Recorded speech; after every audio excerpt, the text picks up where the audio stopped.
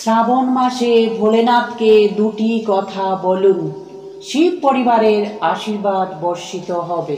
শুরু হয়েছে শ্রাবণ মাস। হিন্দু ধর্মে এই মাসের গুরুত্ব অনেক বেশি, কারণ এই মাসটিকে ভগবান শিবের প্রিয় মাস বলে মনে করা হয়।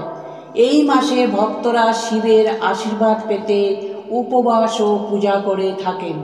সবাই শ্রাবণ সোমবার উপবাস পালন করে এবং বিশ্বাস করা হয় যে শ্রাবণ মাসে সোমবার উপবাস করলে ভগবান শিব প্রসন্ন হয়ে তার ভক্তদের মনস্কামনা পূরণ করেন। ভগবান শিবকে ভোলেনাথও বলা হয়। ভোলেনাথ ভক্তের এক ডাকে প্রসন্ন হয়ে যান। তাই আপনি নিশ্চয়ই লক্ষ্য করেছেন যে ভগবান শিবের ভক্তের সংখ্যা অনেক বেশি। আসুন জেনে নেওয়া যাক জীবনে সুখ সমৃদ্ধি পাওয়ার শ্রাবণ মাসের উপায়। শিব পুরাণ অনুসারে শ্রাবণ মাসে আপনি যখন শিব মন্দিরে পুজো করতে যাবেন, তখন ঘর থেকে বের হওয়ার সময় থেকে শিবলিঙ্গে জল নিবেদনের সময় পর্যন্ত ভোলেনাথকে এই দুটি কথা অবশ্যই বলবেন। এতে ভোলেনাথ খুব প্রসন্ন হয়ে ভক্তের সমস্ত দুঃখ দূর করেন। ভগবান শিবকে প্রসন্ন করার জন্য শ্রাবণ মাসে ভক্তরা বাবাকে বেলপত্র, ধূত্র, স্বামী পাতা, আখ ফুল নিবেদন করে থাকেন। যদি আপনার কাছে কিছুই না থাকে, তবে পূর্ণ ভক্তি সহকারে এক ঘটি জল নিবেদন করলে ভোলেনাথ খুব খুশি হন। যেখানে আপনি প্রতিদিন এক ঘটি জল নিবেদন করেন, শ্রাবণ মাসে আপনার ভক্তি বাড়িয়ে 2 ঘটি জল নিবেদন করুন।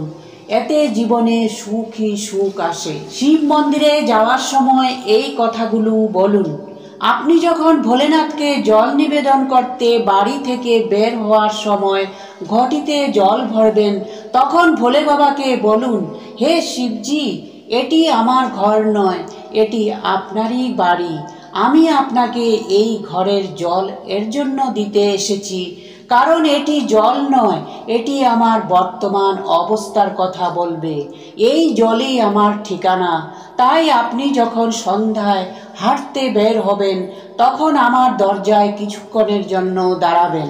2 নম্বর কথা হলো, যখন আপনি বাড়ি থেকে জল নিয়ে শিব মন্দিরে পৌঁছে যাবেন, তখন শিবলিঙ্গে জল নিবেদন করার সময় ওম নমঃ শিবায় মন্ত্রটি উচ্চারণ করার সময় বলবেন, আমি এবং আমার পরিবারের সদস্যরা যাই হোক না কেন, আমরা সবাই আপনারই সন্তান। আপনি শুধু আমাদের খেয়াল রাখবেন। এই কথা শুনে দয়ালু ভোলেনাথ আপনাকে জীবনে কখনো দুঃখ কষ্টের মুখ দেখতে দেবেন না। আপনি যদি এখন পর্যন্ত শিবের পূজা না করে থাকেন বা অসুবিধায় উপবাস করতে না পারেন, তবে এই উপায়টি আপনাকে অনেক সাহায্য করবে। এর জন্য বেলপত্রে চন্দনের তিলক লাগান এবং একটি চালের দানা ভোলেনাথকে অর্পণ করুন।